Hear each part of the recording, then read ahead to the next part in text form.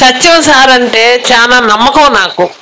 నేను 80 లక్షలు అతనికి ఏ కాగితం ఏ పత్రం లేకుండా నమ్మకంతో ఇచ్చా. తర్వాత నేను రిజిస్టర్ చేయించుకున్నా. నేను చిన్న ఎంప్లాయీని, కానీ భూమి మీద పెట్టి నేను చాలా బాగుపడ్డాను, కోటీశ్వరాలైనా. ఈరోజు సత్యం బాబు దగ్గర ప్రతి వెంచర్లో నేను కొనాలని కోరిక. ఇప్పుడు కూడా కొంటాను, కొనాలి. కొంటేనే నా బిడ్డలు ఈరోజు సుఖంగా ఉంటారు.